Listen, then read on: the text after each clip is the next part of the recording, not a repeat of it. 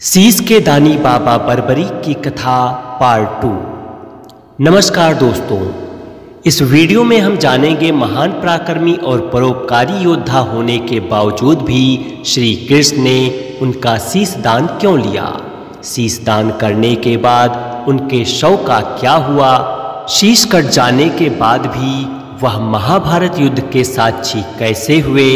उनका मंदिर किस राज्य में है, किस राजा ने बनवाया और उन्हें किस भगवान का अवतार कहा जाता है। इससे पहले पार्ट में हमने आपको महाबली बर्बरीक जी के जन्म से लेकर के अतुलनीय शक्ति अर्जित करने और अपने दादा भीम से युद्ध करने तक की कथा को दिखाई थी। अगर आपने वह वीडियो नहीं देखी है तो डिस्क्रिप्शन में दिए गए लिंक में जाकर या ऊपर दिख रहे आई कार्ड बटन को क्लिक कर पार्ट 1 को देख लें, जिससे आपको महापराक्रमी बाबा बर्बरीक के जीवन की संपूर्ण गाथा को जानने का पुण्य प्राप्त हो सके। तो चलिए बिना देर किए वीडियो की शुरुआत करते हैं। अब आपको बतलाता हूँ महाबली बर्बरीक के शीश दान से जुड़ी रोचक कथा को। बर्बरीक ने देवी से जो सिद्धियां अर्जित की थीं, उससे वह इतने बलशाली हो गए थे कि वह केवल अपने एक बाण से कुरुक्षेत्र में होने जा रहे धर्म युद्ध को समाप्त कर सकते थे। और क्योंकि वह कौरवों की तरफ से युद्ध करने को आतुर थे, जो कि धर्म विरुद्ध था, इस हेतु श्री कृष्ण ने उनका शीश काटकर उन्हें इस युद्ध में भाग लेने से रोका, जिससे कौरवों का विनाश कर धर्म की स्थापना हो सके। हालांकि बर्बरीक कौरवों की तरफ से जानबूझकर युद्ध करना चाह रहे थे, क्योंकि उन्हें पता था कि धर्म की स्थापना हेतु भगवान श्री कृष्ण उन्हें अवश्य रोकेंगे और जब वह नहीं मानेंगे तो उनके हाथों उनका वध होगा और उन्हें मुक्ति की प्राप्ति हो जाएगी, जो कि उनके जीवन का लक्ष्य था। अब आपको बतलाता हूँ बर्बरीक के पुनर्जन्म की कथा को। जब युद्ध की कामना से बर्बरीक कौरवों की तरफ से युद्ध करने के लिए कुरुक्षेत्र के मैदान में पहुंचने वाले थे, तब मार्ग में श्री कृष्ण ने उन्हें रोकने का प्रयास किया, किंतु बर्बरीक ने उनकी एक ना सुनी। तब भगवान श्री कृष्ण ने सुदर्शन चक्र से भीम के पौत्र बर्बरीक का शीश काट दिया, जिससे वहां बर्बरीक की आराध्य सिद्ध अंबिकाएं प्रकट हुईं। उन्होंने शोकग्रस्त पांडवों को सांत्वना देते हुए बर्बरीक के पुनर्जन्म की कथा सुनानी शुरू की, जो इस प्रकार है। एक बार मुरदैत्य के अत्याचार से पीड़ित पृथ्वी देवसभा में गाय के रूप में अपनी फरियाद लेकर पहुंची। हे देवगण, मैं सभी प्रकार का संताप सहन करने में सक्षम हूँ। पहाड़, नदी एवं समस्त मानव जाति का भार सहन करती हुई अपनी दैनिक क्रियाओं का संचालन करती रहती हूँ, पर मुरदैत्य के अत्याचारों से मैं व्यथित हूँ। आप लोग इस दुराचारी से मेरी रक्षा करो, मैं आपकी शरणागत हूँ। गौस्वरूपा धरा की करुण पुकार सुनकर सारी देवसभा में सन्नाटा छा गया।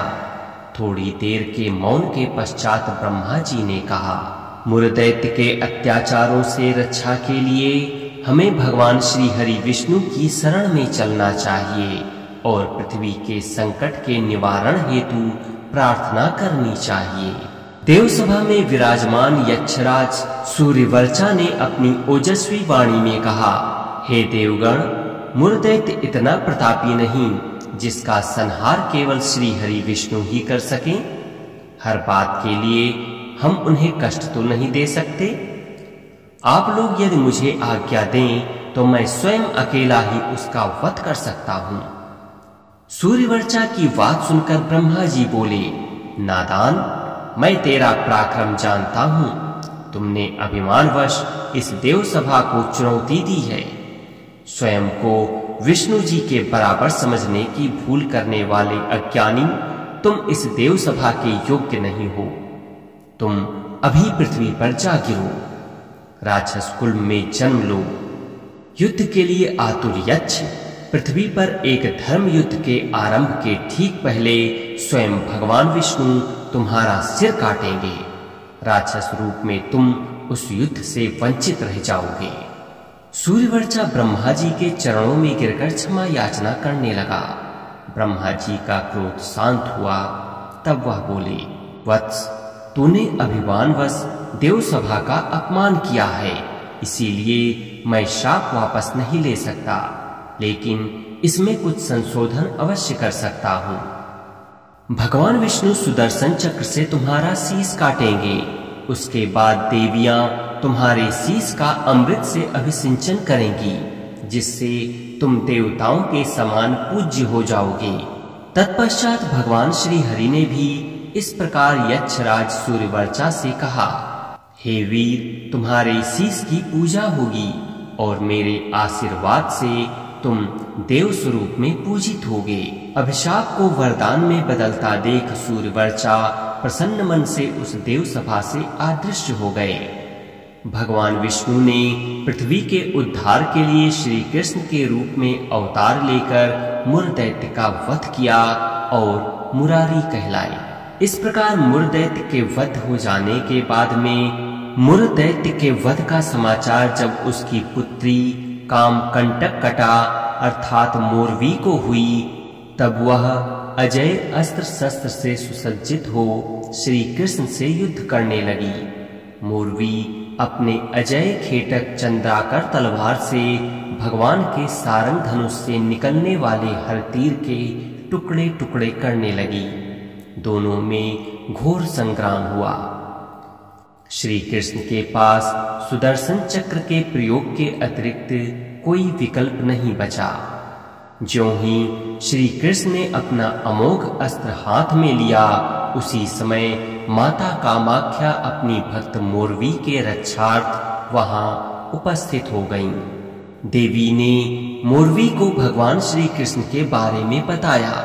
हे मोरवी, जिस महारथी से तू संग्राम कर रही है, यही भगवान श्री कृष्ण तेरे ससुर होंगे। इनकी शरणागत होकर इच्छित वरदान मांग ले। मोरवी ने शांत होकर श्री कृष्ण भगवान को प्रणाम किया और उनसे आशीर्वाद लिया। इस तरह से वहां उपस्थित पांडवों को यह वृतांत सुनाते हुए देवी चंडिका ने पुनः कहा, मोरवी नंदन अर्थात बर्बरीक का उद्धार स्वयं भगवान ने किया है, इसीलिए आपको शोक नहीं करना चाहिए। श्री कृष्ण ने वीर बर्बरीक के सिर को रणभूमि में प्रकट हुई 14 देवियों सिद्धि, अंबिका, कपाली, तारा, भुवनेश्वरी, चर्ची, एकबीरा, भूतांबिका, सिद्धि, त्रिपुरा, चंडी, योगेश्वरी, त्रिलोकी और जेत्रा द्वारा अमृत से सिंचित करवाकर उसे देवत्व प्रदान करके अजर अमर कर दिया। नवीन जागृत शीश ने उन सबको प्रणाम किया और युद्ध देखने की अनुमति मांगी। श्री कृष्ण ने बर्बरीक को आशीर्वाद दिया, हे वत्स, जब तक पृथ्वी नक्षत्र सहित विद्यमान है, जब तक सूर्य चंद्रमा विद्यमान है, तब तक तुम पूजनीय रहोगे। तुम देवियों के स्थानों में देवियों समान विचरते रहोगे। अपने भक्तगणों में कुलदेव समान मर्यादा पाओगे। कल्याणकारी रूप में तुम भक्तों के वात, पित्त, कफ जनित रोगों का नाश करोगे। पर्वत की चोटी पर विराजमान होकर युद्ध देखो। वासुदेव श्री कृष्ण के वरदान के बाद देवियां अंतर्ध्यान हो गईं। इसके बाद बर्बरीक जी का शीश पर्वत की चोटी पर पहुंच गया एवं बर्बरीक जी के धड़ का शास्त्रीय विधि से अंतिम संस्कार कर दिया गया। श्री कृष्ण के आशीर्वाद से उनका शीश देव रूप में परिणित हो गया था। अब मैं आपको महाबली बर्बरीक जी के कटे शीश और पांडवों के अभिमान से जुड़ी एक कहानी सुनाता हूँ। महाभारत युद्ध की समाप्ति पर भीमसेन को अभिमान हो गया कि युद्ध केवल उनके पराक्रम से जीता गया है, जबकि धनुर्धारी अर्जुन को लगता था कि महाभारत में पांडवों की जीत उनके पराक्रम से संभव हुई। विवाद बढ़ता देख अर्जुन ने एक रास्ता सुझाया। उन्होंने कहा कि युद्ध के साक्षी वीर बर्बरीक के शीश से पूछ लिया जाए कि उन्होंने इस युद्ध में किसका पराक्रम देखा। पांडव वीर श्री कृष्ण के साथ बर्बरीक के शीश के पास गए और उनके सामने अपनी शंका रखी। बर्बरीक ने उत्तर दिया कि मुझे इस युद्ध में केवल और केवल एक योद्धा नजर आए जो सबके बदले में युद्ध कर रहे थे, और वह थे भगवान श्री कृष्ण। कुरुक्षेत्र में सर्वत्र नारायण का सुदर्शन चक्र ही चलता रहा। यह युद्ध उनकी नीति के कारण ही जीता गया। बर्बरीक द्वारा ऐसा कहते ही समस्त नभमंडल उद्भासित हो उठा। देवगणों ने आकाश से देव स्वरूप शीश पर पुष्प वर्षा की। भगवान श्री कृष्ण ने वीर बर्बरीक के शीश को प्रणाम करते हुए कहा, हे बर्बरीक, आप कलिकाल में सर्वत्र पूजित होकर अपने भक्तों के अभीष्ट कार्य पूर्ण करोगे। आपको इस क्षेत्र का त्याग नहीं करना चाहिए। आप युद्ध भूमि में हम सबसे हुए अपराधों के लिए हमें क्षमा कीजिए। हर्षोल्लास से भरी पांडव सेना ने पवित्र तीर्थों के जल से शीश को पुनः सिंचित किया और अपनी विजय ध्वजाएं शीश के समीप लहराईं। इस दिन सभी ने महाभारत का विजय पर्व धूमधाम से मनाया। कालांतर में वीर बर्बरीक का शीश शालीग्राम रूप में परिणित हुआ।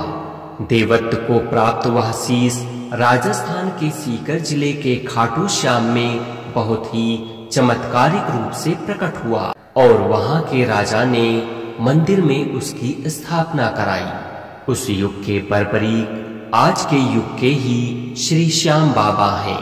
आज भी श्याम बाबा के प्रेमी दूर दूर से आकर श्याम ध्वजाएं श्री श्याम जी को अर्पण करते हैं। कलयुग के समस्त प्राणी ही श्याम देव जी के दर्शन मात्र से सुखी हो जाते हैं, उनके कष्टों का नाश हो जाता है। तो यह थी वीर बर्बरीक की प्रेरणादायक और अद्भुत कथा। उनकी यह गाथा हमें सिखाती है कि सच्चा पराक्रम केवल शक्ति में नहीं बल्कि धर्म और त्याग में निहित है। खाटू श्याम बाबा के रूप में आज भी बर्बरीक की पूजा की जाती है और उनके प्रति भक्तों का अटूट प्रेम यह साबित करता है कि उनका त्याग कभी व्यर्थ नहीं गया। अगर आपको यह वीडियो ज्ञानवर्धक लगी हो तो इसे लाइक करें, शेयर करें और हमारे चैनल को सब्सक्राइब करना न भूलें। फिर मिलेंगे अगली वीडियो में। तब तक मैं विवेक कुमार श्रीवास्तव आपसे विदा चाहूंगा। धन्यवाद। जय श्री श्याम।